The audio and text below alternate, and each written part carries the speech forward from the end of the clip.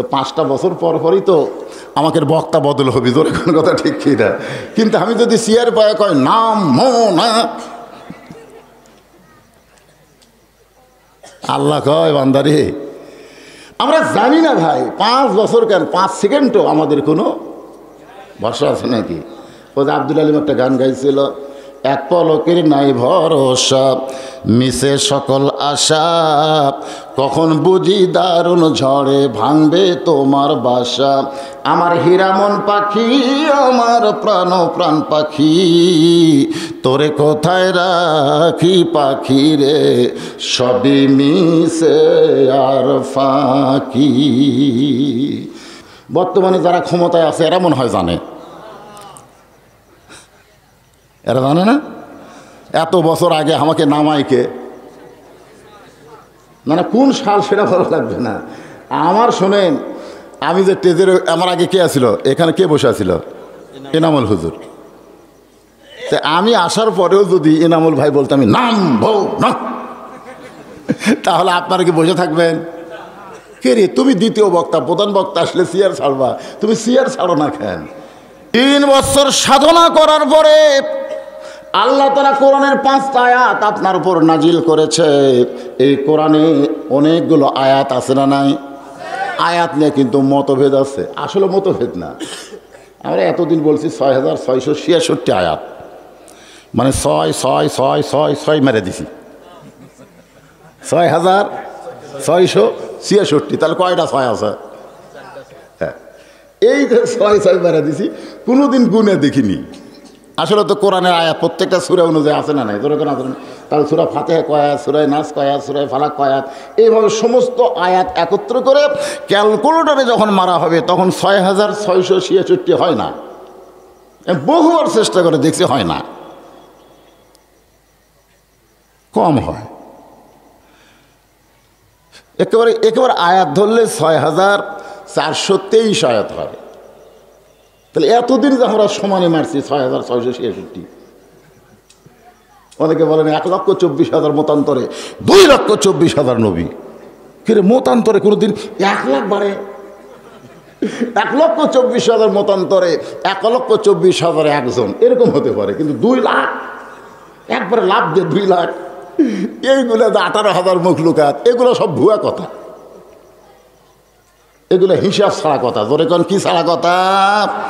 কিন্তু বর্তমান ডিজিটাল যুগে এই হিসাব ছাড়া কথা কয়ে পার আছে নাই।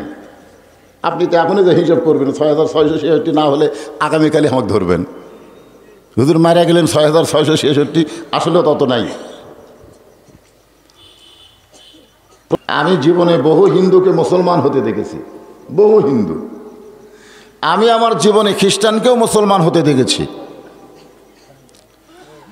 ইহুদি বৌদ্ধ সবাই মুসলমান কম বেশি হয়েছে, কিন্তু আমি আমার জীবনে আজ পর্যন্ত কোনো মুনাফিককে মুসলমান হতে দেখিনি।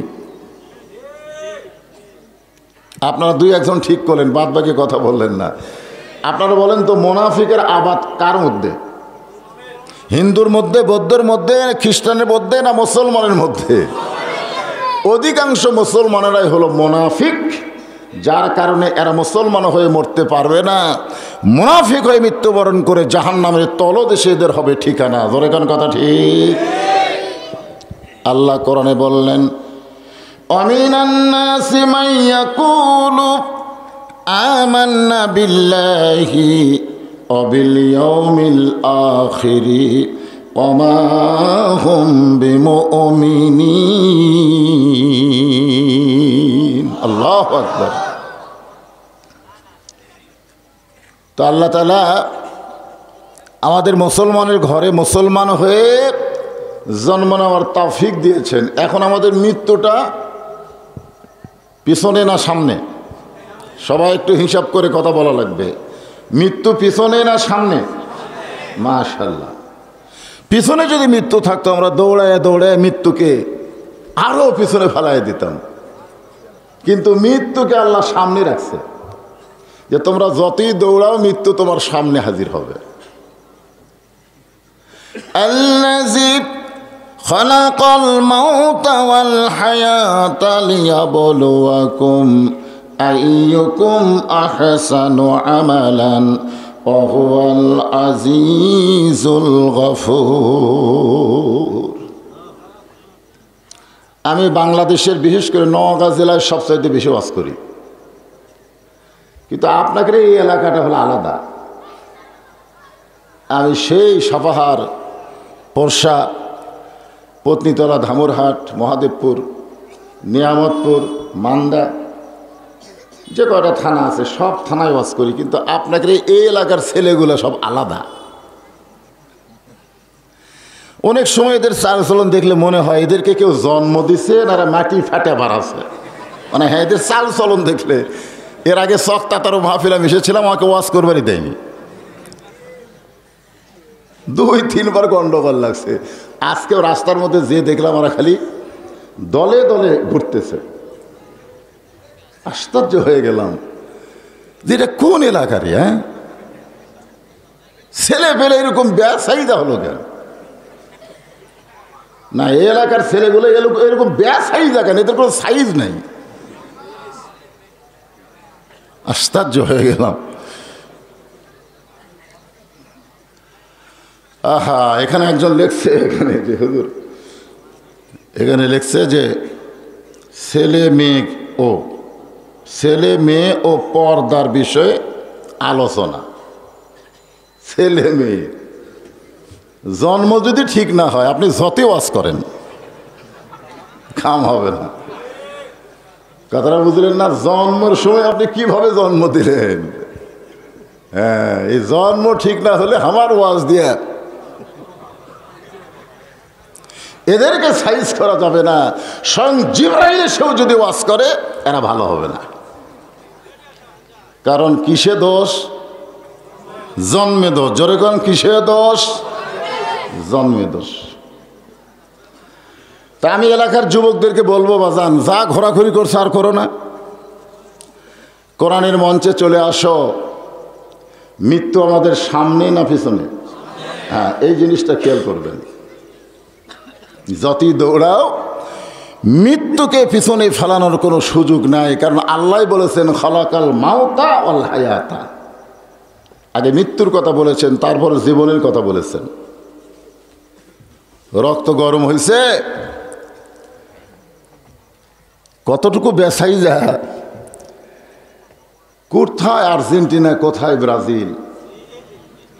যে আর্জেন্টিনা ব্রাজিল বাংলাদেশের নামই জানে না, আর সেই দেশের খেলোয়াড়কে নিয়ে এরা এত পাগল হয়ে গেছে, বাংলাদেশের মানচিত্রে ওই বিদেশের পতাকা এরা পথ করে উড়াচ্ছে। আর্জেন্টিনার পতাকার গেঞ্জি গায়ে দিয়ে ঘরে, লজ্জা করে না যুবক? কিভাবে জন্ম নিল, কিভাবে বড় হলো, আল্লাহ ভালো জানে। আসেন, কিসের ডিস্টার্ব? আজকের আলোচনার ভিতর দিয়ে আপনারা বুঝতে পারবেন। ইয়া আইয়ুহাল্লাযীনা আমানুত্তাকুল্লাহা হাক্কা তুকাতিহি ওয়া লা তামুতুন্না ইল্লা ওয়া আনতুম মুসলিমুন। ঈমানদারকে লক্ষ্য করে আল্লাহ বলতেছেন, ঈমানদার। আমার সামনে আপনারা যারা বসে আছেন, আমি সহ আমরা সকলে কি? ঈমানদার। জোরে বলেন, আমরা সকলে কি? ঈমানদার।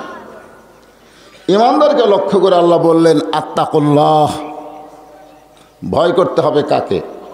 আল্লাহকে। আল্লাহর ভয় যখন কলিজার মধ্যে থাকবে, সেই মানুষ দ্বারা কোনো অন্যায় কাজকে করা যাবে?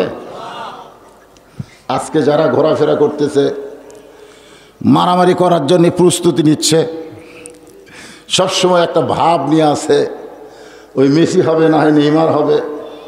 কথাটা বুঝলেন? এরকম ভাব নিয়ে যারা ঘুরতেছে, আপনারা বলেন তো এদের ভিতরে কি আল্লাহর ভয় আছে? আল্লাহর ভয় যখন কলিজার মধ্যে আসবে, তখন 1 নম্বর যে খেয়ালটা তার মনে আসবে, সেই খেয়ালটার নাম হলো মৃত্যু।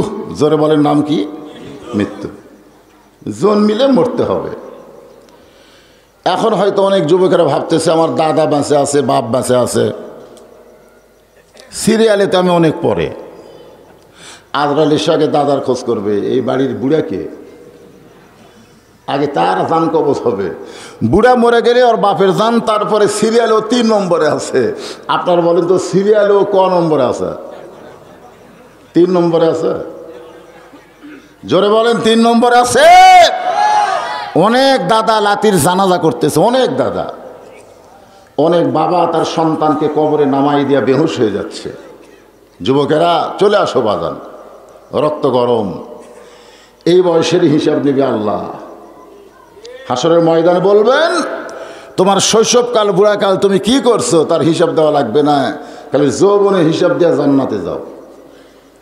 এই বয়সটাই হলো ঈমান গ্রহণ করার পরে আল্লাহকে ভয় করা। গভীর রাত্রে আল্লাহর নবী ঘুম থেকে চেতন পাইছেন। এই চেতন পাওয়ার কারণ হলো খাদিজাতুল কুবরা। আল্লাহ নবীর এই ডান হাতখানা বুকের মধ্যে নিয়ে ফোঁপায় ফোঁপায় কাঁদতেছেন। রাসূল বলেন, খাদিজা, দুনিয়ার সবাই ঘুম পাড়ে, আপনি কেন কাঁদেন? খাদিজা বলে, রাসূল আল্লাহ, এই দুনিয়াতে আমার কোনো সুসংবাদ কি আপনি দিবেন না? হুজুর, আপনি যখন ঘুমায়া যান ততক্ষণ পর্যন্ত আমি ঘুমাই না, যতক্ষণ পর্যন্ত আপনি নবী না ঘুমান। সুবহানাল্লাহ বলেন। আল্লাহ রাসূল বলে, খাদিজা, আমি না ঘুমাইলে আপনি কেন ঘুমান না? খাদিজা বলতেছে যে দুনিয়াতে কোনো পুরুষ যখন কোনো মেয়েকে বিয়ে করে তখন ওই মেয়ের অভিভাবক ছেলের হাতে মেয়েকে তুলে দেয়, ঠিক কিনা বলেন? আপনাকে এলাকার যখন কোনো ছেলে মেয়েকে বিয়ে করে মেয়ের হাতে ছেলে দেয় না ছেলের হাতে মেয়ে দেয়? হ্যাঁ, ছেলের হাতেই কিন্তু মেয়ে দেয়। আর খাদিজা বলতেছে, আমার জীবনে পরিবর্তন, আপনার সঙ্গে যখন আমার বিয়ে হলো আমার হাতকেও আপনার হাতে তুলে দিল না, বরং আপনার চাচা আবু তালেব আপনার 2 হাত আমার হাতে তুলে দিয়ে বললেন, শিশুকালে মইরা গেছে মা, গর্ভে থাকতে মরছে পিতা, নবী চোখে দেখলেন না, কে করিবে লালন পালন, কে দিবে সান্ত্বনা, এই দুনিয়ার বড় এতিম নবী ছিলেন একজনা। আপনার 2টা হাত যখন আমার হাতে তুলে দিয়ে বলল, খাদিজা, আজ থেকে আমার এতিম ভাতিজার দায়িত্ব তোমাকে দিয়ে দিলাম। তো আপনি তো আমার দায়িত্ব নেননি, বরং আপনার দায়িত্ব আমি নিয়েছি। সুবহানাল্লাহ বলেন। সেদিন থেকে নিয়ত করেছি আপনি না ঘুমালে আমি কোনোদিন ঘুমাবো না। তা আপনি ঘুমানোর পরে আমার ঘুমের পালা যখন আসে তখন আমি একটা দোয়া পড়ি। যারা যুবক আছো বাবা, সবাই একটু মনোযোগ দিয়ে শোনো। ঘুমানোর আগে কি চিন্তা করে ঘুমাও? না না, ঘুমানোর আগে যুবকরা যদি খালি চিন্তা করে যে আজকে ঘুমের পরে যদি আল্লাহ চেতন না করে, আমার যতই বড় যৌবনী শক্তি থাক আমি চেতন হতে পারবো? চেতন করার মালিককে, ঘুম দেওয়ার মালিককে। এই জন্য ঘুমের আগে একটা দোয়া আছে, আপনার পড়েন সে দোয়া? না না, মুরব্বীরা তো পড়বেই, এই যুবকদের জন্য বলতেছি। আল্লাহুম্মা বিইসমিকা আমুতু ওয়া আহইয়া। খুব খেয়াল করে শুনবেন, আমি মরে যাচ্ছি, ঘুম আমাকে মৃত্যুর মধ্যে নিয়ে যাচ্ছে, আল্লাহ যদি চেতন না করে আমার চেতন হওয়ার কোনো উপায় নেই। ইমাম গাজ্জালি বলেছেন, প্রকৃত মুসলমান যারা হবে ঘুমের পূর্বে তারা তওবা করে বিছনায় ঘুমাতে যাবে। আর সবচাইতে বড় তওবা হলো এশার নামাজ জামাতে আদায় করা। তওবা শব্দের অর্থ কি? ফিরে আসা। মুয়াজ্জিন যখন হাইয়া আলাস সালাহ হাইয়া আলাল ফালাহ বলে ডাকতেছে আল্লাহর ডাকে, ওই ডাকে যারা দুনিয়া থেকে ফিরে মসজিদে চলে আসে, এটাই হলো জীবনের সবচাইতে বড় তওবা। ধরে কোন সুবহানাল্লাহ। এশার নামাজ জামাতে পড়ে যারা ঘুমিয়ে যায়, এই তওবা যাদের জীবনে থাকে, আবার ঘুমানোর সময় যদি বলে আস্তাগফিরুল্লাহ আস্তাগফিরুল্লাহ, আল্লাহ জানা অজানায় যত পাপ করেছি আমাকে মাফ করে দাও। যদি ঘুমের ঘরে সে দুনিয়া থেকে বিদায় নেয়, দুনিয়ার মানুষ তাকে কবরে নিয়ে যাবে, কিন্তু কবর তার জন্য কবর হবে না, ওইটা আল্লাহ জান্নাতের টুকরা বানায় দিবে। জোরে কোন সুবহানাল্লাহ। রাসূলুল্লাহ আপনি ঘুমানোর পরে আমি যখন ঘুমের দোয়া পড়তেছিলাম, এই আমতুর শব্দ যখন জবানে উচ্চারণ করেছি, এমন সময় অন্ধকার কবর আমার সামনে এসে হাজির হয়ে গেছে। মান তাসাব্বা বিকওমিন ফাহুয়া মিনহুম। আল্লাহ রাসূল বলেছেন, যেই ব্যক্তি যাকে অনুসরণ করবে ওই ব্যক্তির সঙ্গেই তার দোসর হবে, হাসর হবে। আজকের যুবকেরা মেসিকে গ্রহণ করলাম, নেইমারকে গ্রহণ করলাম, অথচ মেসি নেইমার হলো ইহুদি খ্রিস্টান। তোমরা খোঁজ না দেখো, আর্জেন্টিনায় প্রকাশ্যে আজান দিবার দেয় না। প্রকাশ্যে আজান যদি কেউ আর্জেন্টিনায় দেয়, সঙ্গে সঙ্গে আর্জেন্টিনা সরকার তাকে গ্রেফতার করে। ব্রাজিলে নামাজ পড়তে দেয় না, মুসলমানকে তারা সহ্য করতে পারে না। আর 90% মুসলমানের যুবকেরা ওই ইহুদি খ্রিস্টানদের পতাকা উড়াবার পারবে না। জোরে কোন কথা ঠিক? খুব খেয়াল করবা যান। হায় হায় রে, গেঞ্জি বানাচ্ছে, চুল কাটিং দিছে মেসি, যদি মরে যায় কবর থুলে মন কিনে গেলে সে কি বলবে? এই আমার নাবিউকা তোর নবীকে, তখন যদি বলে মোহাম্মদ রাসূলুল্লাহ চাপাত মারবি লাগতি। তোর এখন কথা ঠিক কিনা? চাপাত মারবি লাগতি। হ্যাঁ, একটু মনোযোগ দিয়ে শোনেন। 50,000 বছর কবরের ঘরে থাকতে হবে, যেই কবরে কোনো আলো নাই, যেই কবরে কোনো বাতি নাই, যেই কবরে কোনো সাথী নাই, যেই কবরে কোনো দরজা নাই, জানলা নাই। খাজিয়াতুল কুবরা বলে, যদি আমি মৃত্যুবরণ করি ওই 50,000 বছর অন্ধকার কবরে কেমনে থাকবো, এই চিন্তায় চোখে ঘুম ধরে না। দর দর করে পানি পড়তেছে। ইয়া রাসূলুল্লাহ, আল্লাহ নবী খাদিজার কপালে একটা চুমু দিয়ে বললেন, খাদিজা, ওই আল্লাহর শপথ করে বলতেছি, ঈমান গ্রহণ করার পরে, খুব খেয়াল করবেন, কি গ্রহণ? আমাদের সকলের ঈমান আছে না নাই? হ্যাঁ, খুব খেয়াল করবেন। আত্তাকুল্লাহ হাক্কা তুকাতিহি। আল্লাহ নবী বলেন, খাদিজা, ঈমান গ্রহণ করার পরে ওই আল্লাহর সঙ্গে আপনি এমনভাবে সম্পর্ক গড়ে তুলেছেন, আল্লাহ আপনার কবরকে জান্নাত বানায়া দিবে। তাহলে আল্লাহর সঙ্গে সম্পর্ক করতে গেলে ঈমানের আগে না ঈমানের পরে? আমার কথা বুঝতে পারলেন না? আল্লাহর সঙ্গে যদি আমরা সম্পর্ক করতে চাই, এটা কি ঈমানের আগে করব না পরে করব? আগে কি? ঈমান। ঈমান যদি ঠিক না থাকে, ঈমানই নাই। ও দান করে, সদকা করে, রোজা রাখে, নামাজ পড়ে, কিন্তু আর ঈমান ঠিক নেই। কি ঠিক নাই? ঈমান ঠিক নাই। তাহলে কি কোনো আমল কবুল হবে? এই জন্য রাসূল বলতেছে, ঈমান গ্রহণ করার পরে আপনি আল্লাহর সঙ্গে যে সম্পর্ক গড়ে তুলেছেন, আল্লাহ আপনার কবরকে জান্নাত বানাই দিবে। তো ঈমান গ্রহণ করার পরে আল্লাহর সঙ্গে সম্পর্ক করতে গেলে 1 নম্বর আমলের নাম কি? বাবা হুজুর মুখ বাঁধিয়েছেন কেন? বলেন, কিসের ঠান্ডা? এই একটু আমার সঙ্গে কথা বলা লাগবে তো। আমি অসুস্থ মানুষ। খালি নওগাঁর ওয়াজ না হলে, অন্য জেলার ওয়াজ হলে আসতাম না। নওগাঁয় আমার বহু মাহফিল, একটা মাহফিল মিস করলে কৈফত দিতে জান যাবে।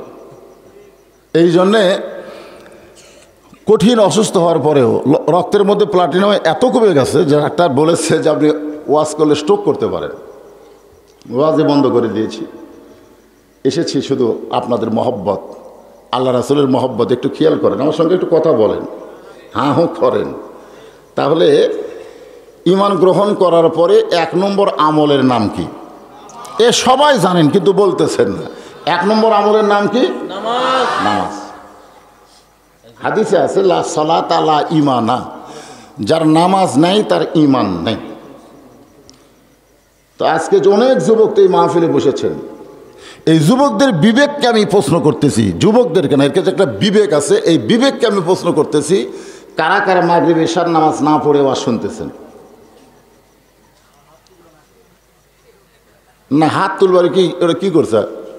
মাগরিব এশা পড়েননি?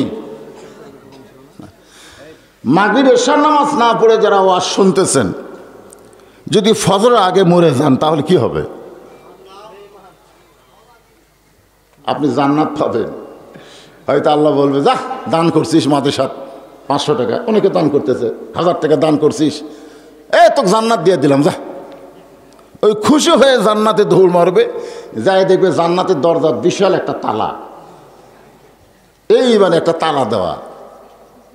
তো বলতেছে আল্লাহ আপনি আমাকে জান্নাত দিলেন, কিন্তু জান্নাতের দরজার যে তালা মারা, আল্লাহ বলতেছে চাবি নাই। তখন বলে আমার কাছে তো চাবি নাই। আল্লাহ বলতেছে তাহলে তোর জান্নাত নাই, কারণ চাবি হচ্ছে আসসালাতু মিফতাহুল জান্নাহ, নামাজ হচ্ছে জান্নাতের চাবি। যার নামাজ নাই তাই জান্নাত পালেও জান্নাতে ঢুকতে পারবে না। আর অনেক লোকের খালি জুমার নামাজ আছে বুঝলেন, 5 ওয়াক্ত নাই, ওর কে হাতের চাবি থাকবে, ঢুকবি ঠিকই কিন্তু ঘুরবি না, তালার মধ্যে চাবি ঢুকবি ঠিকই কিন্তু ঘুরবি না।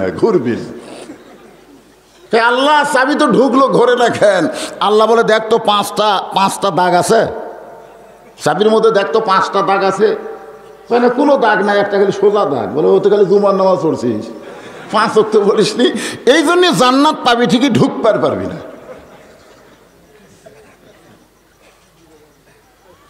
তো তাহলে 1 নম্বর আমল যদি নামাজ হয়, 1 নম্বর আমল কি? নামাজ। আল্লাহ নবী বলেন খাদিজা, ঈমান গ্রহণ করার পরে আল্লাহর সঙ্গে আপনি যে সম্পর্ক গড়ে তুলেছেন, আমি রাসূল বলতেছি আল্লাহ আপনার কবরকে জান্নাত বানায়া দিবে। এরপরেও খাদিজা কাঁদতেছে। রাসূল বলে খাদিজা এখন তো কান্দার কোনো কারণ নাই, কারণ আমি রাসূল বলতেছি আল্লাহ তোমার কবর জান্নাত বানায় দিবে। তো কবর যদি জান্নাত হয় 50,000 কে 1,00,000 বছর হলে অসুবিধা আছে? এখন কান্দার কারণ কি? খাদিজা বলে হুজুর আমি যদি আপনার কাছে কিছু চাই আপনি কি আমার দিবেন না? সঙ্গে সঙ্গে রাসূল 3 বার বললেন নাউজুবিল্লাহ নাউজুবিল্লাহ নাউজুবিল্লাহ। কয়বার? ঈমান কাক কয় একটু দেখেন, ঈমান কি? ইয়া আইয়ুহাল্লাযীনা আমানু, আল্লাহ বলতেছেন ঈমানদারেরা, আত্তাকুল্লাহ। 1 নম্বর আমল নামাজ না, 1 নম্বর আমল আল্লাহর ভয়। খাদিজা চমকে বলে ইয়া রাসূলুল্লাহ 3 বার নাউজুবিল্লাহ বলার কারণ কি? আল্লাহ নবী বললেন ঈমান গ্রহণ করার পরে একমাত্র আল্লাহ ছাড়া অন্য কারো কাছে চাওয়া জায়েজ নাই, এমনকি রাসূলের কাছেও চাওয়া। আচ্ছা রাসূলের কাছে যদি চাওয়া না যায় তাহলে বাবার কাছে? বাবা বোঝেন আপনারা? আমার দয়াল বাবার দরবারেতে কেউ ফিরে না খালি হাতে। আপনার অন্তর থেকে বলেন যারা মুসলমান হইয়া দয়াল বাবার দরবারেতে কেউ ফিরে না খালি হাতের, কি ঈমান আছে? ঈমান নেই। আমি 11 সালে যখন প্রথম হজ করতে গেলাম, আল্লাহ রাসূলের রওজার পাশে দাঁড়ায় একটু হাত তুলছিলাম। আমরা কবরের পাশে দাঁড়ায় হাত তুলি না? দোয়া দূর করে হাত তুলি কি তুলি না বলেন? তুলি না? তা আমি মনে করছিলাম পৃথিবীর সবচাইতে দামি কবর রাসূলের রওজা, সেখানে একটু হাত তুলি। যেই তুলসি ভাই, মদিনার পুলিশ দৌড়ে এসে আমার হাতের উপর লাঠি দিয়ে এরকম ঠাসি দিচ্ছে। ওরা কিন্তু মারধর করে না, অত্যাচার করে না, কারণ হাজী সাহেবকে ওরা খুব সম্মান করে। তো হাতের উপর লাঠি দিয়ে ঠাসিতে বলতেছে হাজি মান্নু কুল্লু হারাম, মানে হাজী সাহেব এটা হারাম। এরকম রাসূলের কাছে হাত তোলা হারাম। হাত যদি তুলবার চান কাবার মালিকের কাছে হাত তোলেন। আমি হাত নিচের দিকে নিচে নিয়ে গেলাম আর মনে মনে কইলাম তুই তো 2 টাকার পুলিশ রে, আমি কত বড় বক্তা তুই জানিস না। খালি বাংলাদেশে যদি তুই যাস তাহলে বুঝবি বদরশিদ কি বক্তা। তুই মদিনার এক পুলিশ হয়ে আমার হাতের উপর ঠাসি মারলি। এটা আমার মন বলতেছে আর আমার ঈমান বলতেছে মাওলানা তুই যত বড়ই বক্তা হ তোর চাইতে মদিনার পুলিশের ঈমানের পাওয়ার বেশি। আমার ওয়াজের পাওয়ার আছে কিন্তু ঈমানের পাওয়ার নেই, কারণ আমরা এমন একটা দেশে জন্ম নিয়েছি যেই দেশে ঈমান নিয়ে বাঁচা খুবই কঠিন। জোরে কোন কথা ঠিক কিনা? যেই দেশে আগুনের আংটা হাতে রাখা সহজ হবে কিন্তু ঈমান রক্ষা করা বড় কঠিন হবে, সেই দেশের নাম হলো বাংলাদেশ। সেই দেশের নাম কি? সেই দেশের নাম বাংলাদেশ। হয়তো বলবেন হুজুর বাংলাদেশ কি হলো, ভালোই তো আছে। অনেকে আমাদের বলে যে হুজুর এমন কথা কইেন না। আচ্ছা কিছুই হয়নি, কিছুই হয়নি। আমি আপনাদের একটা যুক্তি দেই। যুক্তিটা হলো কোনো মুসলমান জন্ম দিল, কিন্তু সন্তান বড় হলো হিন্দুর বাড়িতে। জন্ম দিছে কে? আর সন্তান লালন পালন হয়েছে হিন্দুর বাড়িতে। 10 বছর পরে যদি মুসলমান তার সন্তান ফেরত চায়, আপনারা বলেন তো সন্তান আল্লাহ আল্লাহ কবে না ভগবান কবে? কেন? মুসলমানই তো জন্ম দিছে। আবার হিন্দু জন্ম দিয়ে মুসলমানের বাড়িতে যদি রাখে, মুসলমান যদি লালন পালন করে, 10 বছর পরে হিন্দু যদি তার সন্তানকে ফেরত চায়, তাহলে বলেন তো ওই হিন্দু সন্তান ভগবান কবে না আল্লাহ কবে? তার মানে কি বুঝলেন? জন্ম দিলেই মুসলমান হিন্দু হয় না, হিন্দু মুসলমান হয় পরিবেশের কারণে। বর্তমানে বাংলাদেশে যেই পরিবেশ চলতেছে, এই পরিবেশটা মুসলমানের পরিবেশ না হিন্দুর পরিবেশ। প্রত্যেকটা বাড়ির যা দেখেন এটিএন বাংলা চ্যানেল নাই, বাংলাদেশের চ্যানেল আছে না নাই, বৈশাখী, এইগুলো একটা চ্যানেলও চলে না। প্রত্যেকটা মুসলমানের বাড়িতে এই মা বোনদের অত্যাচারে খালি 2টা চ্যানেলই চলতেছে, একটা হলো জি বাংলা আর একটা হলো স্টার জলসা। ধরে কোন কথা ঠিক না? এখন বলেন পেটত বাচ্চা নিয়ে কোনো মা যদি স্টার জলসার নাটক দেখে, পেটত বাচ্চা আছে, পেটের মধ্যে কি বাচ্চা নিয়ে স্টার জলসা দেখতেছে, ওই নাটকের মধ্যে হিন্দুকের মধ্যে লো করে বাঁচতেছে। মার শরীরের মধ্যে একটা ঝাঁকুনি হওয়ার সঙ্গে সঙ্গে পেটের বাচ্চার মধ্যে একটা প্রতিক্রিয়া তৈরি হচ্ছে। যেই মা পেটে বাচ্চা নিয়ে স্টার জলসা জি বাংলা দেখলো, এই সন্তান জন্ম নিয়ে কোরআনের মাহফিল আসতে পারে না, ও মেলার মধ্যে ঘুরবে। জোরে কোন কথা ঠিক কিনা? এই সন্তান জন্ম নিয়ে কোনোদিন কোরআনের মাহফিলে আসবে না। আর জন্ম এখন তো আবার খুব সহজ করে দিছে। আগে তো আমরা হওয়ার সময় ভাই টানা টানি, জোরে কোন কত কি কষ্ট। আমার দাদি কয় তোর মাথা লম্বা হয়ে গেছিল, মাথা লম্বা, পরে থেবে থেবে গোল করছি। আর এখন তো টানাটানি নাই, পেট কাটতেছে, ওই ঘুমন্ত মানুষ বার করতেছে। হায় হাই রে, এই সিজার করা বাচ্চা জন্ম নিয়ে ও কোরআনের মাহফিলে খুব একটা বসবে না, কারণ ওর জন্ম পদ্ধতি মুসলমানের নিয়ম অনুযায়ী হয় নাই, বিধর্মীদের নিয়ম অনুযায়ী হয়েছে। জোরে কোন কথা ঠিক কথা কন না কেন? একটু মনোযোগ দিয়ে শুনবেন। আল্লাহর নবী বলেন, খাদিজা যদি চাইতে হয় ইয়াকা না'বুদু ওয়া ইয়াকা নাস্তাঈন, আমরা গোলামি করি কার? তাহলে চাবো কার কাছে? খাদিজা মুস্কি মুস্কি হাসতেছে। রাসূল বলে, খাদিজা হাসো কেন? বলে, হাসার কারণ হলো আমি আপনার কাছে যা চাবো তা যদি আল্লাহর না থাকে তাহলে আল্লাহ দিবে কেমনে? আল্লাহ নবী বললেন, খাদিজা আল্লাহর নাই এ কথা বলাও জায়েজ নাই। আল্লাহর নাই এ কথা বলা যাবে? সব কিছুর মালিককে। আরও জোরে। খাদিজা বলতেছেন, হুজুর আল্লাহর নাই এই কথা বলা যাবে না, তাহলে আল্লাহ সূরা ইখলাস কেন নাজিল করলেন? কুল হু আল্লাহু আহাদ আল্লাহুস সামাদ লাম ইয়ালিদ ওয়া লাম ইউলাদ। লাম ইয়ালিদ ওয়া লাম ইউলাদ শব্দের অর্থ কি? আল্লাহর বাপ মা, আল্লাহর নাই বলা যাবে না, তাহলে আল্লাহর বাপ মা নাই বলা যাবে? আল্লাহর বাপ মা, জোরে বলেন, আল্লাহর বাপ মা, আল্লাহর সন্তান, আল্লাহর বউ, আল্লাহর মৃত্যু।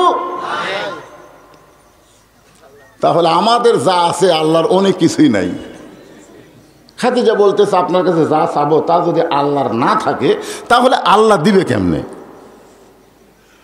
আল্লাহ নবী বলে, খাদিজা আপনি কি বলতে চান? খাদিজা বলতেছে, হুজুর আমি যখন মরে যাব, মরে যাওয়ার পর আপনার কাছে আমার 3টা চাহিদা থাকবে। রাসূল ছোট বাচ্চার মতন কান্দার বলে, খাদিজা দুনিয়ার সবচাইতে ধনী রমণী আপনি ছিলেন, আমার সঙ্গে বিয়ে হওয়ার পরে আপনি সবচাইতে গরিব হয়ে গেলেন, দুনিয়ার জীবনে আপনারা কিছুই দিবার পারি নাই, তাহলে মৃত্যুর পরে আমার কাছে কি চাইবেন? খাদিজা বলতেছে, ইয়া রাসূলুল্লাহ 3 বছর সাধনা করার পরে আল্লাহ তাআলা কোরআনের 5টা আয়াত আপনার উপর নাজিল করেছে। এই কোরআনে অনেকগুলো আয়াত আছে না নাই? আয়াত নিয়ে কিন্তু মতভেদ আছে। আসলে মতভেদ না, আমরা এতদিন বলছি 6666 আয়াত, মানে 6 6 6 6 6 মেরে দিছি। 6,666। তাহলে কয়টা 6 আছে? হ্যাঁ, এই যে 6 বেড়া দিছি, কোনোদিন গুনে দেখিনি। আসলে তো কোরআনের আয়াত প্রত্যেকটা সূরা অনুযায়ী আছে না নাই? যেরকম আছে না, তাহলে সূরা ফাতিহা কয় আয়াত, সূরা নাস কয় আয়াত, সূরা ফালাক কয় আয়াত, এইভাবে সমস্ত আয়াত একত্র করে ক্যালকুলেটরে যখন মারা হবে তখন 6,666 হয় না। বহুবার চেষ্টা করে দেখছি, হয় না, কম হয়। একেবারে আয়াত ধরলে 6,423 আয়াত হয়। তাহলে এতদিন যে আমরা সমানে মারছি 6,666। অনেকে বলেন 1,24,000 মতান্তরে 2,24,000 নবী। কিরে মতান্তরে কোনোদিন 1 লাখ বাড়ে? 1,24,000 মতান্তরে 1,24,000 একজন, এরকম হতে পারে, কিন্তু 2 লাখ একবারে লাভ দিয়ে 2 লাখ, এইগুলো 18,000 মখলুকাত, এগুলো সব ভুয়া কথা, এগুলো হিসাব ছাড়া কথা। ধরে কোন কি ছাড়া কথা? কিন্তু বর্তমান ডিজিটাল যুগে এই হিসাব ছাড়া কথা কয়ে পার আছে নাই। আপনি তো এখনই যে হিসাব করবেন 6,666 না হলে আগামীকালে আমাকে ধরবেন, হুজুর মারা গেলেন 6,666, আসলে তত নাই। প্রথম যে 5টা আয়াত নাজিল হয়েছে, সর্বপ্রথম শব্দ হলো ইকরা। ইকরা মানে পড়ুন। আল্লাহ নবীকে জিবরাইল বলেছেন পড়ুন, নবী কিন্তু বলেছেন আনা বেকারি, আমি পড়তে পারি না। জিবরাইল বলে পড়ুন, নবী বললেন আমি পড়তে পারি না। আল্লাহ নবী বললেন আমি পড়তে পারি না, সঙ্গে সঙ্গে জিবরাইল নবীকে বুকের মধ্যে নিয়ে চাপ মারে। ওই চাপ মারার সঙ্গে সঙ্গে নবীর জবান খুলে যায়, জিবরাইল যা বলে নবী তাই পড়ে। সর্বপ্রথম 5টা আয়াত আল্লাহ নাজিল করেছেন। এখানে তাফসির হলো ইকরা মানে পড়ুন। কি পড়বেন? আপনার বলেন কি পড়বেন? আজকে রাস্তাঘাটে যেই ছেলেরা ঘুরতেছে, মারামারির মশান মারতেছে, এরা কি পড়িছে? কথা কয় না। আপনি একটা ছেলে বার করেন যে যারা মারামারি করতেছে, যারা রাস্তায় মশান মারতেছে, মাস্তানি সাজতেছে, মেসি নেইমারের মতন ঘুরতেছে, এরা মাদ্রাসার বারান্দা পা দিছে, একটা বার করেন, বার করেন। একটাও বার করতে পারবেন না। আর্জেন্টিনার পতাকা, ব্রাজিলের পতাকা ছাদের উপরে টাঙ্গাইছে মাদ্রাসার কোনো ছাত্র, অনুবীক্ষণ যন্ত্র দিয়ে খুঁজলেও গোটা বাংলাদেশে একটাও পাবেন না, একটাও পাবেন না। কারণ এরকে পড়া আর ওই শালাকের পড়া কম বেশি আছে। ধরে কোন কথা ঠিক কিনা? এরকে পড়াতে ওযু লাগেনি, গোসল লাগেনি, মন চাষের পড়িছে। পড়তে পড়তে এরা খাড়া হয়ে পেশাব করে, পড়ে পেশাব করে। এদের পড়ার সাইজ হলো আগডুম বাগডুম, ঘোড়ানো সাজে, ঢাক ঢোলক ঝাঁঝর বাজে, বাঁচতে বাঁচতে চললো ঢুলি গেল কমলা ফুলির টিয়াটা, সূর্য মামার বিয়াটা। একটা কথা এরা সত্যি পড়েনি, মাসুম অবস্থায় এদের মিথ্যা শিক্ষা দিয়ে এদেরকে বড় করা হয়েছে। জোরে করে কথা ঠিক। আর এই ছোট ছোট বাচ্চাদেরকে আল্লাহর কোরআন তো দূরের কথা, আলিফ বা তা সা এই কায়দা হাতে দেওয়ার আগে মাদ্রাসার ওস্তাদ তাকে ওযু করা শিখাইছে। আগে ধরার আগে পবিত্র হ, ওযু কর, পেশাব কর, কীভাবে করা লাগবে এগুলো শেখানোর পরে তারপরে দিছে আল্লাহর কোরআন। এই জন্য রাসূল বলতেছেন ইকরা মানে পড়ুন। কি পড়া? সব পড়া না, যেই পড়ার মধ্যে বিইসমি রাব্বিকাল্লাযী খালাক, সে আল্লাহর নামে পড়েন যে আল্লাহ পাক আপনাকে সৃষ্টি করেছেন। তাহলে পড়ার শুরুতেই যদি আল্লাহর কথা থাকে, আমাদের ঈমান বাড়বে না কমবে? এই জন্যে আল্লাহ কোরআনে বললেন ওয়াইজা তুলিয়াত আলাইহিম আয়াতুহু যাদাতুহুম ঈমানা ওয়া আলা রাব্বিহিম ইয়াতাওয়াক্কালুন। 5টা আয়াত নিয়ে নবী নিজে চলে আসলেন। খাদিজা বললেন হুজুর 3.5 বছর ধরে যেই জুব্বাটা আপনি গায়ে দিলেন, যেই পোশাক পরা অবস্থায় গায়ে হীরার মধ্যে আপনি সাধনা করলেন, আপনি কোরআনের আয়াত পাওয়ার পরে ওই জুব্বার কোনোদিন আপনি পড়েন নাই। আমি দেখেছি জুব্বাটা যত্ন করে আপনি রাইখা দিয়েছেন। ওগো আল্লাহর নবী, আমার 1 নম্বর চাওয়া হলো আমি খাদিজা যখন মরে যাব, মরার পরে ওই জুব্বাটা আমার কাফনের কাপড় হিসাবে দিয়া দিবে। আপনারা বলেন তো যে চাওয়াটা কেমন?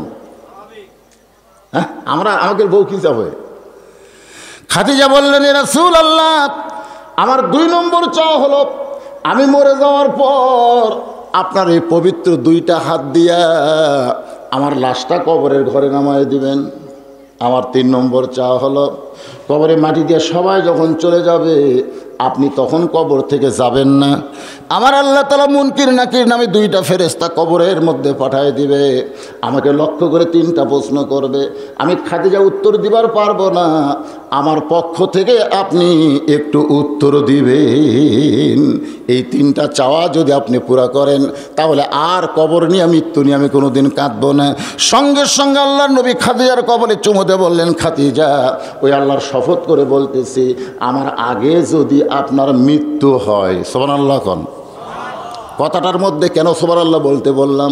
রাসূল বললেন আমার আগে যদি আপনার মৃত্যু হয়। এই কথাটা দ্বারা বোঝা গেল কে কখন মরবে এটা আল্লাহর নবীও বলতে পারে। তাহলে মশান নিয়ে ঘুরতেছেন, তার মানে কে কখন মরবে এটা আল্লাহর নবীও জানে না। আপনি মনে হয় জানেন, বর্তমানে যারা ক্ষমতায় আছে এরা মনে হয় জানে।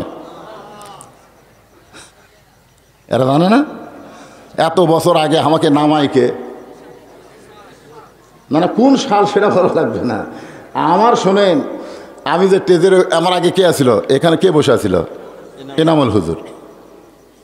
তা আমি আসার পরেও যদি এনামুল ভাই বলতে আমি নাম বউ না, তাহলে আপনারা কি বসে থাকবেন? কে রে তুমি দ্বিতীয় বক্তা, প্রধান বক্তা আসলে চেয়ার ছাড়বা, তুমি চেয়ার ছাড়ো না কেন? তো 5টা বছর পর পরই তো আমাকে বক্তা বদল হবে, জোরে কোন কথা ঠিক কি না? কিন্তু আমি যদি চেয়ার পায় কয় নাম মো না, আল্লাহ কয় বান্দারে আমরা জানি না ভাই 5 বছর কেন 5 সেকেন্ডও আমাদের কোনো ভরসা আছে নাকি? ও যে আব্দুল আলিম একটা গান গাইছিল, এক পলকের নাই ভরসা মিশে সকল আশা, কখন বুঝি দারুণ ঝড়ে ভাঙবে তোমার বাসা। আমার হীরামন পাখি, আমার প্রাণ পাখি, তোরে কোথায় রাখি পাখি রে, সবই মিশে আর ফাঁকি। যে কোনো মুহূর্তে যাইতে হবে, এই জন্য আল্লাহ রাসূল বললেন, খাদিজা, আমার আগে যদি আপনার মৃত্যু হয় তাহলে আপনার 3টা চাওয়াই আমি পুরা করব ইনশাআল্লাহ। মা খাদিজা দুনিয়া থেকে বিদায় নিলেন। আমার মায়েরা বোনেরা যারা পর্দার অন্তরাল আছেন একটু মনোযোগ দিয়ে শুনবেন। নবী তাকায় দেখে মা খাদিজার পেট থেকে 4টা মেয়ে হয়েছে। ছেলেগুলা সব আল্লাহ নিয়ে গেছে, আসলে মেয়ে হয়েছে 4টা। ধরে কোন কয়টা? আল্লাহ রাসূলের 8টা সন্তানের মধ্যে 7টা সন্তানই আল্লাহ খাদিজার পেট থেকে দিছে। ধরে কোন সুবহানাল্লাহ। কারণ মা খাদিজা যতদিন জীবিত ছিলেন ততদিন রাসূল দ্বিতীয় কোনো বিয়ে করেননি। অনেক নাস্তিক বলে না যে মুসলমানের নবী 11টা বিয়ে করছে, এতগুলো বউ লাগে?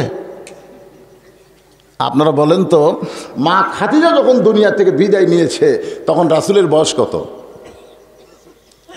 না যখন বিদায় নিতে রে, বিয়ার সময় তো 25, বিদায় নেওয়ার সময় বয়স কত? না আমার বয়স এখন চলতেছে মনে করেন 56 বছর। এই সময় যদি আমি একটা বিয়ে করি, মনে করেন একটা বিয়ে করি, তাহলে এটা কি যৌবনের তাড়নায় করলাম না বুড়া বয়সে একটা অবলম্বনের জন্য করলাম যে বুড়া বয়সে আমার লাঠি হয়ে থাকবে? চিন্তা করা লাগবে যে কে হুজুর তো যৌবন বয়সে করেনি রে, যে বুড়া বয়সে করছে। কারণ কি? যতদিন মা খাদিজা জীবিত ছিলেন ততদিন রাসূল দ্বিতীয় কোনো বিয়ে করেন নাই। মা খাদিজা দুনিয়া থেকে বিদায় নিয়েছেন 65 বছর বয়সে। যখন খাদিজা বিদায় নেয় তখন আল্লাহ নবী খাদিজার 40-এর সময় রাসূল বিয়ে করছেন। কত সময়? আর যখন মারা গেল তখন 65, তাহলে 25 আর 25 রাসূলের তখন 50 বছর। জোরে বলেন কয় বছর? এই 50 বছর বয়সে আল্লাহ নবী দ্বিতীয় কোনো বিবাহ করেন নাই। খাদিজা বললেন, এ রাসূলুল্লাহ, এই তিনটা চাওয়া যদি আপনি পুরা করেন তাহলে আর আমি কোনোদিন কাঁদবো না। দুনিয়া থেকে বিদায় নেওয়ার পরে নবী তাকায় দেখে খাদিজার পেটের 4টা মেয়ে কাঁদতেছে। খাদিজার পেটের কয় মেয়ে? আঙ্গুলের দিকে তাকান। একটা হলো রোকেয়া, নামগুলো খেয়াল করবেন। রোকেয়া যে নবীর একটা মেয়ে, রোকেয়ার জীবনে আপনারা পড়েছেন? রোকেয়ার জীবনে পড়ছেন? রাসূলের 4 মেয়ের জীবনে বাজারে কিনতে পাওয়া যায়। খালি আমরা ফাতেমা শুনবার চাই, রোকেয়া, জয়নাব, কুলসুমা, আরও যে 3টা মেয়ে আছে। এই রোকেয়া ওসমান গনির সঙ্গে বিয়ে হয়েছিল। ওসমান গনির সঙ্গে বিয়ে হওয়ার পরে ওসমান গনি বললেন, এ রাসূলুল্লাহ, যে হারে মক্কার কাফেররা মুসলমানদের উপর নির্যাতন করতেছে, আমি কি মক্কায় থাকবো না, এখান থেকে চলে যাব? আল্লাহ রাসূল বললেন, ওসমান, আমার মেয়ে রোকেয়াকে নিয়ে তুমি আবিসিনায় হিজরত করো। ওসমান গনি রোকেয়াকে নিয়ে, রাসূলের মেয়েকে নিয়ে আবিসিনায় হিজরত করলেন। ওই আবিসিনিয়া থেকে যখন মদিনায় আসতেছিলেন, রাস্তার মধ্যে নবীর মেয়ে রোকেয়া দুনিয়া থেকে বিদায় হয়ে যায়। দুনিয়া থেকে বিদায় নেয়। সর্বসাকুল্যে খাদিজার পেট থেকে আল্লাহ রাসূলকে 4টা মেয়ে দিয়েছে। নবী তাকায় দেখে খাদিজা বিদায় নেওয়ার পরে 4টা মেয়ে কাঁদতেছে। 3টা মেয়ের কান্নার সাইজ ভিন্ন, আর একটা মেয়ের কান্নার সাইজ আলাদা। 3টা মেয়ে কাঁদতেছে, কান্নার শব্দ শোনা যাচ্ছে। মেয়েরা কানবে, পরপুরুষ শুনবে, তাহলে পর্দার খেলাপ হবে। এমনকি মেয়েরা যদি আল্লাহর কোরআন শরীফ পড়ে, পরপুরুষ যদি শোনে, তাহলে পর্দার কি হবে? খেলাপ হয়ে যাবে। আপনি ফজরের নামাজে, মাগরিবের নামাজে, ঈশার নামাজে, 3 ওয়াক্ত নামাজে জোরে যদি কোরআন তেলাওয়াত পড়েন, করা যাবে।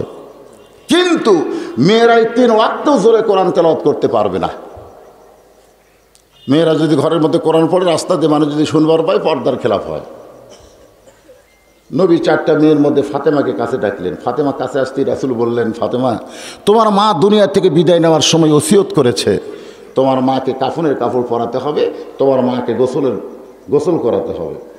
ফাতেমা বলতেছে, বাবা, আমরা 4 বোনের মধ্যে আপনি আমাকে একা ঘরের মধ্যে ডাইকে এই কথা কেন বলতেছেন?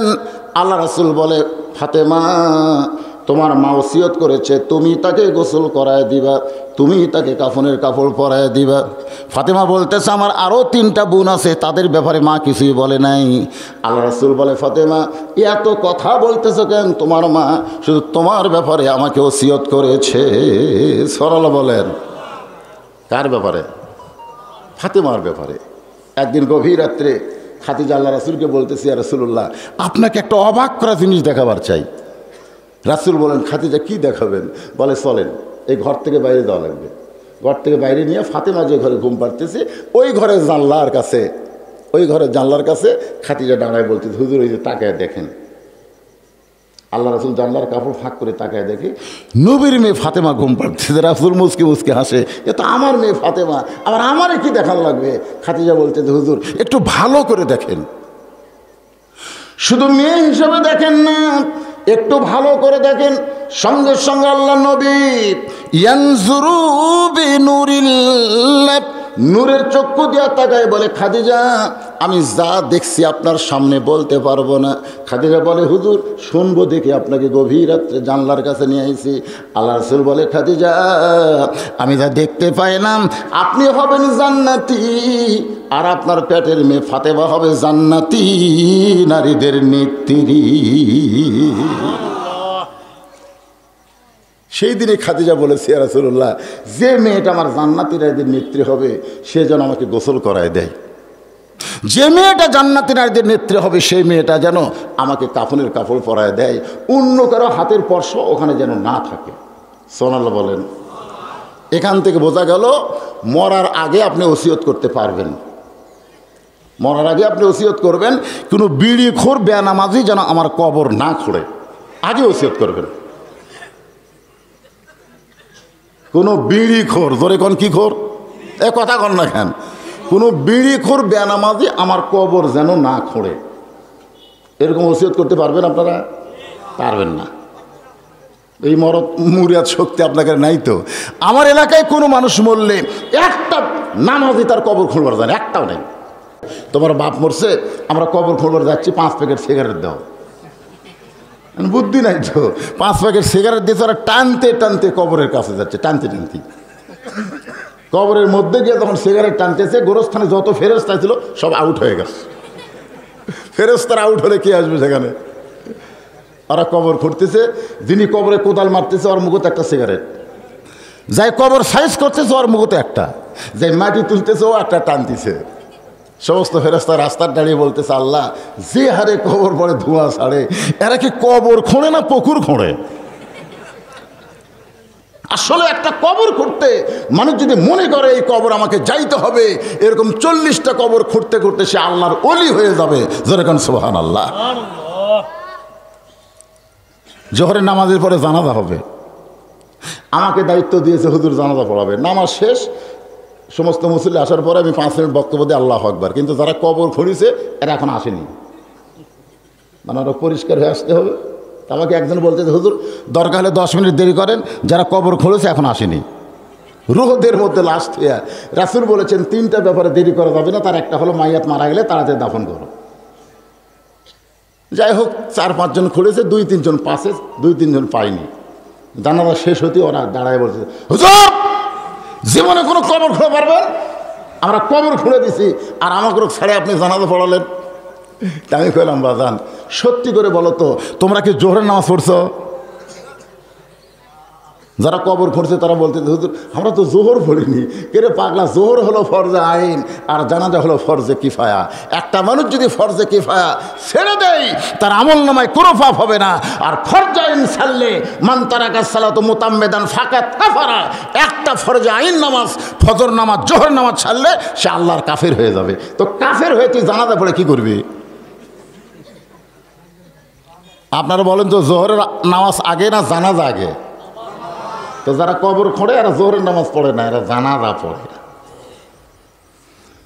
এই জন্য ওসিয়ত করবেন, সবচাইতে দামি মানুষ হলো আপনার গ্রামের মসজিদের মুয়াজ্জিন। আপনার গ্রামে চেয়ারম্যান থাক, এমপি থাক, ধনী থাক, কোটিপতি থাক, যতই মানুষ থাক না কেন, আলেম থাক, হুজুর থাক, আমার মতন বক্তা থাক, আপনার গোটা গ্রামে সবচাইতে দামি ব্যক্তি হলো মসজিদের মুয়াজ্জিন। সুবহানাল্লাহ বলেন না কেন? এখন সুবহানাল্লাহ বলতে আপনাকে সমস্যা হচ্ছে? যতই ডবল হাজি থাক, টিবল হাজি থাক, মৌলানা থাক, এমপি থাক, মন্ত্রী থাক, উপজেলা চেয়ারম্যান থাক, আপনার গ্রামের সবচাইতে দামি এবং সম্মানী মানুষ হচ্ছে মুয়াজ্জিন, যিনি 5 ওয়াক্ত নামাজের আযান দেয়। রাসূল বলেছেন হাসরের ময়দানে আমার মাথার উপরে বেলালের মাথা থাকবে। সুবহানাল্লাহ কন না কেন? মানে আমি নবীর মাথার উপর দিয়ে বেলালের মাথার উপর উঠবে। শুধু মাথা উপরে থাকবে না, আল্লাহ কুদরতি হাত দিয়া প্রত্যেকটা মুয়াজ্জিনের মাথায় একটা নূরের টুপি পরায় দিবে, যেই টুপির আলো পূর্ণিমার চাঁদের চাইতেও বেশি হবে। আপনি সেই মুয়াজ্জিনকে বলতে পারবেন না যে ভাই আমি মরে গেলে আমারে গোসল করাই দিও। যেমন তার মানুষজন আমার গোসল না করায়, তুমি মসজিদের মুয়াজ্জিন আমার গোসল করাই দিও। মসজিদের ইমামকে বলবেন আমার 14 গোষ্ঠীর মধ্যে কোনো আলেম নাই, আমি মরে যাওয়ার পরে আমার লাশটা আপনি সামনে নিয়ে একটু জানাজার ইমামতি করবেন। এরকম ভালো মানুষকে ওসিয়ত করার দরকার আছে না নাই? যেরকম আছে না নাই? ওসিয়ত করেন। ইন্নামাল আমালু বিন্নিয়াত, আপনার নিয়তের উপরে আল্লাহ পুরস্কার দিয়ে দিবে। রাসূল বললেন, ফাতেমা তোমার মা ওসিয়ত করেছে, তোমার মা মরে গেলে তুমি তোমার মাকে গোসল করায় দিবে। এখন ফাতেমা নিজে একা একা খাদিজাতুল কুবরাকে গোসল করালেন। গোসল করানোর পরে বলতেছেন, বাবা এখন মায়ের শরীরে কাফনের কাপড় পরাতে হবে, আপনি মেহেরবানি করে কাপড়ের কাপড়টা দিয়ে দেন। আল্লাহর নবী ওই জুব্বা, যেই জুব্বা পরা অবস্থায় আল্লাহ কোরআনের 5টা আয়াত নাজিল করেছে, যেই জুব্বা পরা অবস্থায় ফেরেশতা জিবরাইল আল্লাহর নবীকে বুকের সঙ্গে চাইপা ধরেছে, ওই কোরআন নাজিলের জুব্বাটা এনে যখন ফাতেমার হাতে দিয়ে দেয়, ফাতেমা জুব্বা নিয়ে ছোট বাচ্চার মতন কান্দে। রাসূল বলে, ফাতেমা কান্দো কেন? ফাতেমা বলে, বাবা মক্কার সবচাইতে ধনবতী রমণী আমার মা ছিল, এই মক্কার সবচাইতে ধনবতী রমণী আমার মা ছিল। কারণ আমি মার কাছে বহু গল্প শুনছি। একদিন খাদিজা ফাতেমাকে বলতেছে মুসকি মুসকি হেসে, ফাতেমা আমার বিয়ার খবর জানো? ফাতেমা বলতেছে, মা আপনার যখন বিয়ে হয়েছিল তখন আমি কোথায় ছিলাম? খাদিজা বলতেছে, তখন তো তোমার জন্মই হয়নি। আপনারা বলে তো মায়ের বিয়ে না হলে মেয়ের জন্ম হয়? তাহলে এই কথাটা খাদিজা বললেন। আল্লাহ এমন কথা বলেছেন, কোরআন শরীফের সূরা ফিল পড়েন, আল্লাহ রাসূলকে লক্ষ্য করে বলতেছেন, আলাম তারা কাইফা ফাআলা রাব্বুকা বিআসহাবিল ফিল। ওই হস্তি বাহিনীর ঘটনা কি আপনি দেখছেন? যে আবরাহা আসছিল হস্তি লিয়া মক্কার কাবা ধ্বংস করতে, ওই হস্তি বাহিনী কি আপনি দেখছেন? আলাম তারা, আপনি কি দেখছেন? আল্লাহ রাসূল বলতেছে, আল্লাহ যখন আবরাহা কাবা ঘর ধ্বংস করবার আইছিল তখন আমি কোথায় ছিলাম? আল্লাহ কয়, তখন তো আপনার জন্মই হয়নি। তো জন্ম না হলে দেখবো কেমনে? আচ্ছা, আপনার আল্লাহ বল, এই কথা বলাতে আল্লাহর কোনো কারণ আছে না? নাই, অবশ্যই আছে। খাদিজা বলতেছেন, ফাতেমা আসলেই তোমার জন্ম হয়নি মা। সঙ্গে সঙ্গে ফাতেমা দৌড়ে গিয়ে আমার কপালে একটা চুমু দিয়ে বলতেছেন, মা আমার জন্ম না হলে কি হবে, আপনার বিয়ের খবর আমি শুনতে চাই। খাদিজা বললেন, ফাতেমা আমার যখন বিয়ে হয়েছিল তখন তোমার বাবা আমার রাখাল ছিল। যেই বলছে রাখাল, সঙ্গে সঙ্গে ফাতেমা দৌড়ে গিয়ে খাদিজার মুখ চাপে ধরেছে, খবরদার, একবার কইছেন এ কথা দ্বিতীয়বার কইেন না, কারণ প্রত্যেকটা মেয়েরা তার বাবাকে বেশি ভালোবাসে। জোরে করেন সুবহানাল্লাহ। প্রত্যেকটা মেয়েরা, আপনারা যারা মেয়ের বাবা আছেন, ছেলের বাবা, একই লোকের তো দুটোই আছে, ছেলেও আছে মেয়েও আছে। আপনি একটু চোখ বন্ধ করে দেখেন তো, আপনার ছেলে আর মেয়ে এই দুটার মধ্যে আপনাকে বেশি ভালোবাসে কি? আর যাক আল্লাহ খালি ছেলে দিয়েছে ওই বুঝতে পারবি না, যাক আল্লাহ শুধু মেয়ে দিয়েছে ও বুঝতে পারবি না, কারণ আমাকে আল্লাহ কোনো ছেলে দেয়নি, আর অনেক আছে তাকে আল্লাহ কোনো মেয়ে দেয়নি। আর দুটাই যারা দিছে সে বুঝবার পারবে যে বাজার থেকে যখন কিছু নিয়ে যান, বাজারে ব্যাগ যখন নিয়ে যাবেন তখন ছেলে কিন্তু দৌড়ে এসে ব্যাগ ধরবি না, মেয়ে দৌড়ে এসে ব্যাগ ধরবি। আর যখন মিষ্টি নিয়ে যাবেন তখন কিন্তু মেয়ে চান্স হই না, ছেলে দৌড়ে এসে মিষ্টির প্যাকেট নিবি। ধরে কোন কথা দেখবেন, খেয়াল করে, হ্যাঁ খুব খেয়াল করবে। আল্লাহ রাসূলকে ফাতেমা এত ভালোবাসে, যার কারণে যখন শুনেছে তোমার বাবা আমার বাড়িতে রাখাল ছিল, সঙ্গে সঙ্গে ফাতেমা দৌড়ে গিয়ে মুখ চেপে ধরে বলতেছে, মা এই কথা খবরদার আপনি বলতে পারবেন না। খাদিজা বললেন, তাহলে আমার বিয়ার খবর তুই কেমনে শুনবি? তোমার বাবা যখন আমার বাড়িতে রাখাল ছিল, একদিন দুপুরবেলায় দেখি সমস্ত রাখালগুলো আরাম করতেছে ঘরের ভিতরে, আমার হাজার হাজার উট দুম্বা মাঠে ময়দানে সেইগুলো চরণবদ্ধে ঘরের মধ্যে আরাম করে। আমি রাখালের সর্দারকে ডাক দিয়ে বললাম, ও রাখালের সর্দার, তোমাদের এত সাহস কেমনে হলো? উট দুম্বগুলো মাঠে ময়দানে আর তোমরা ঘরের মধ্যে আরাম করো। রাখালের সর্দার বলে, মালকিন আপনি কি জানেন আমরা ভাগ্যগুণে এমন একটা রাখাল পেয়েছি যে রাখাল চাকরিতে জয়েন করার পর আপনার হাজার হাজার উট দুম্বা সব ভদ্র হয়ে গেছে। রাখালের সর্দার বলতে যে ভাগ্য গুণে এমন একটা রাখাল আমরা পাচ্ছি যে রাখাল চাকরিতে জয়েন করার পরে হাজার হাজার উট দুম্বা সব ভদ্র। রাখাল যদি বলে খাও, উট দুম্বা খায়। রাখাল যদি বলে খাওয়া বন্ধ, উট দুম্বা খাওয়া বন্ধ করে দেয়। রাখাল যদি বলে চলো, উটের লাইনে উঠ, দুম্বা লাইনে দুম্বা, রাস্তা নেই। খাদিজা বলে গাঁজাখুরি গল্প করো, গাঁজাখুরি। একটা মানুষ রাখালের বাধ্য কোনোদিন জন্তু জানোয়ার হতে পারে না। রাখালের সর্দার বলে, বিশ্বাস যদি না করেন আপনি তদন্ত করেন। আমিও বাংলার সরকারকে বলবো, বিশ্বাস যদি না করেন আপনি তদন্ত করেন। তো সরকার কি তদন্ত করবে? আল্লাহ কোরআনে বলেছে, ইন্নামা ইয়াখশাল্লাহ মিন ইবাদিহিল উলামা, বান্দা সমূহের মধ্যে আলেম বান্দারাই আল্লাহকে সবচেয়ে বেশি ভয় করে। জোরে কর কথা ঠিক।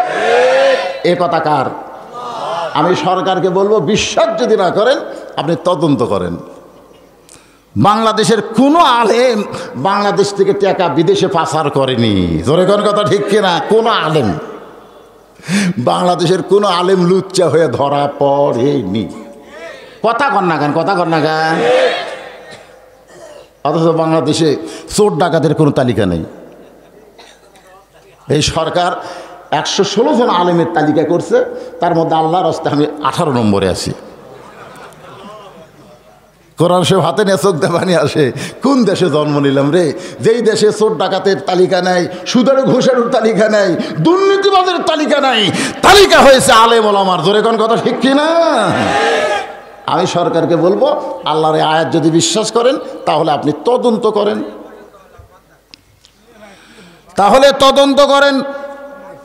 একটু মনোযোগ দিয়ে শুনবেন। রাখালের সর্দার বলতেছে বিশ্বাস যদি না হয় তাহলে আপনি তদন্ত করেন, তদন্ত কমিটি করেন। খাদিজা বলতেছে এই তদন্ত আমি কোনো কমিটি প্রেরণ করব না, আমি নিজেই তদন্ত করব। কারণ কমিটির যাদের প্রেরণ করা হবে তারা যদি রাখালকে পছন্দ না করে তাহলে রিপোর্ট কি সোজা হবে না উল্টে যাবে? আজকে আমাদের বিরুদ্ধে যারা তদন্ত করতেছে, শোনেন, এই যে আলেম ওলামারা যে ওই যে ঘাতক দালাল নির্মূল কমিটি, ঘাতক দালাল নির্মূল কমিটি, তুরিন আফরুস, বিচারপতি মানিক, এরা যে আমাদের তালিকা দিছে, ওরা কিন্তু অনেক আগেই বলেছে মোল্লার দৌড় মসজিদ পর্যন্ত। মোল্লার দৌড় কি পর্যন্ত? মসজিদ পর্যন্ত। এরা আগেই বলেছে। এরা কিন্তু বলে জোরে গেলে দাওয়াত পাশে, আসতে গেলে কত পায় খাওয়া খাসে। আমরা যদি জোরে যাই তাহলে বলবে হুজুর ওই গ্রামের দাওয়াত পাশে রে, তাছাড়া এত জোরে যাই কেন? আমরা যদি আসতে যাই তাহলে বলবে পিছনে গ্রামে কত পায় খাওয়া খাসে, হুজুর লড়বার পারতেছে না। মানে আমাকে জোরে গেলেও দোষ, আসতে গেলেও দোষ। আগে থেকেই এইরকম কথা যারা বলে তাদেরকে যদি তদন্তের দায়িত্ব দেন, ওরা আমাদের পক্ষে কোনো রিপোর্ট দিবি? যারা নামাজের পক্ষে কথা বলে, সুদের বিরুদ্ধে কথা বলে, ঘুষের বিরুদ্ধে কথা বলে, আল্লাহর কোরআনই শুধু শুনলে হবে না, কোরআন মোতাবেক আমাদের বাংলাদেশ চলাতে হবে। জোরে কোন কথা ঠিক কি না? এই কথা যারা বলে সর্বসাকল্যে তিন দল মানুষ, তিন গ্রুপ মানুষ সব সময় এই কোরআনের বিরুদ্ধাচরণ করছে, কিয়ামত পর্যন্ত করবে। এক নম্বর হচ্ছে ধর্ম নিয়ে যারা ব্যবসা করে, এরা কোনোদিন চাবে না আল্লাহর বাংলাদেশে কোরআনের আইন চলুক। জোরে কোন কথা ঠিক কিনা? কারণ এরা কী নিয়ে ব্যবসা করে? ধর্ম নিয়ে ব্যবসা করে। এটা আঠুজি খুলে বসে আছে, আপনি গরু ছাগল ট্রাগত করে নিয়ে যাবেন। ওরা কোনোদিন চাবে যে কোরআন দিয়ে যখন রাষ্ট্র চলবে তখন এই ধর্ম তো রাসূলের ধর্ম না, রাসূলের ধর্ম হলো মানুষের বাড়িতে বাড়িতে গিয়া কলেমার দাওয়াত দেওয়া। জোরে কোন কথা ঠিক কি না? দুই নম্বর হলো পুঁজিপতিরা কোরআনের আন্দোলন পছন্দ করে না। কারণ কোরআন দিয়ে যখন বাংলাদেশ চলবে তখন শতকরা 2.5 টাকা জাকাত দেওয়া লাগবে। আপনার 100 টাকা আছে, 2.5 টাকা কোনো সমস্যা না, কিন্তু 1 লাখ যখন থাকবে তখন 2,500 দেওয়া লাগবে। যখন 1 কোটি থাকবে তখন 2.5 কোটি টাকা দেওয়া লাগবে। 100 কোটি টাকা যদি থাকে 2.5 কোটি টাকা জাকাত দেওয়া লাগবে। এই জন্যই পুঁজিপতিরা চায় না কোরআন দিয়ে রাষ্ট্র চলুক। কারণ কোরআন দিয়ে যখন রাষ্ট্র চলবে তখন কোনো গরিব ধনীর বাড়িতে আসবে না, ধনীরাই গরিবের দরজায় দরজায় যাওয়া লাগবে। আর একটা হলো রাষ্ট্রীয় শক্তি আবু জেহেল, ওই কোনোদিনও চায় না মোহাম্মদ নেতা হোক। মোহাম্মদ যদি নেতা হয় তাহলে আমার নেতৃত্ব থাকবে না। এই তিনটা গ্রুপ কিয়ামত পর্যন্ত এই কোরআনের বিরুদ্ধাচরণ করবে। আমরা কি 3 গ্রুপের মধ্যে থাকতে চাই? আল্লাহ কবুল করুক। জোরে কোন আমিন। একটু মনোযোগ দিয়ে শোনেন। খাদিজা নিজেই তদন্ত করতে গেছে। ও ফাতেমা, তোমার বাবা তখন আমার বাড়িতে রাখাল, আমি তদন্ত করতে গিয়ে দেখি সূর্যের তাপে পাথর পোড়া গন্ধ আসতেছে, ওই বালু পোড়া গন্ধ আসতেছে। এত সূর্যের তাপ, অথচ 25 বছরের যুবক রাখাল, তোমার বাবার মাথায় কোনো সূর্যের তাপ নেই। সব জায়গায় সূর্যের তাপ, তার মাথায় নাই কেন? আমি আরেকটু নিকটে গিয়ে দেখি 1 খণ্ড মেঘ, আসমানের 1 খণ্ড মেঘ তোমার বাবার মাথার উপরে ছাতা হয়ে আছে। তোমার বাবা যেই দিকে যায় মেঘটাও সেই দিকে যায়। তোমার বাবা যখন বসে মেঘটা নিচের দিকে চলে আসে। আমি খাদিজা আশ্চর্য হয়ে গেলাম। আর একটু নিকটে গিয়ে দেখি মানুষ কোনো দিন কেমন সুন্দর হয়। 4 সূর্য গ্রহ তারা, তারি নূরের ইশারা, নূরে যে অন্ধকারে ডুবিত এই ধরনী।